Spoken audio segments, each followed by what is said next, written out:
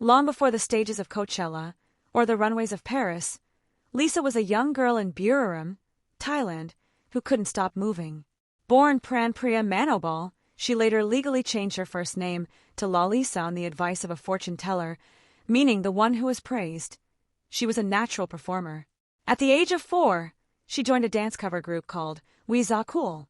While other kids played with toys, Lisha was memorizing the choreography of Big Bang and 2NE1. Her mother, a strong-willed woman who worked in real estate, noticed the fire in her daughter's eyes. In 2010, when Lisha was just 13, her stepfather, whom she adores, suggested she try out for a global audition held by YG Entertainment in Thailand. Out of over 4,000 applicants, she was the only one to pass.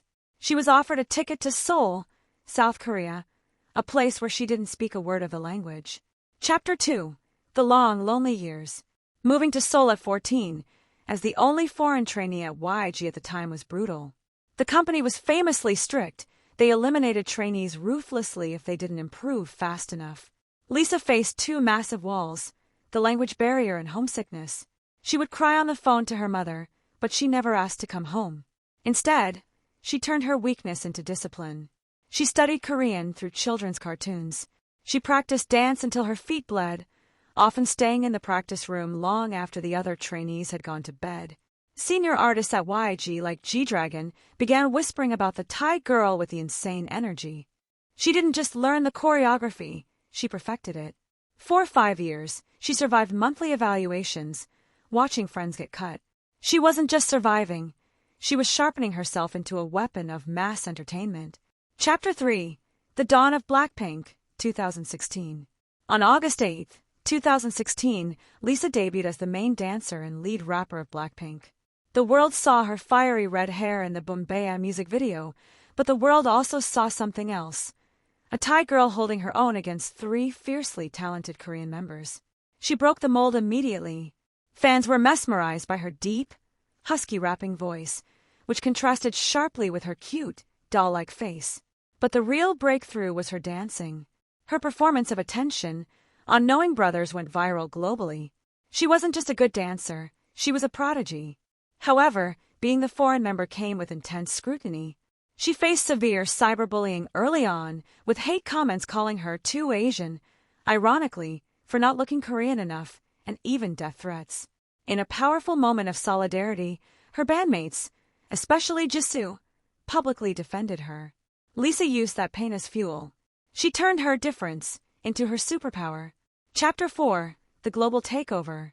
As Blackpink exploded, so did Lisha. She became the most followed K-pop idol on Instagram. In 2019, she performed at Coachella, and the internet broke. The image of her tossing her long black hair during Kill This Love under the California sun became iconic. But Lisha wasn't just an idol anymore. She was a cultural ambassador. She became a mentor on the Chinese survival show Youth With You, where she was firm yet warm, proving she had the leadership to guide the next generation. In 2021, she stepped into the solo spotlight with her single album Lalisa. The music video broke the record for the most viewed solo artist video in 24 hours. She wrote her own rap lyrics, weaving in Thai phrases and proudly shouting out her homeland. She wasn't a Korean artist trying to be Western. She was a Thai woman standing firmly on the global stage, unapologetically herself. Chapter 5.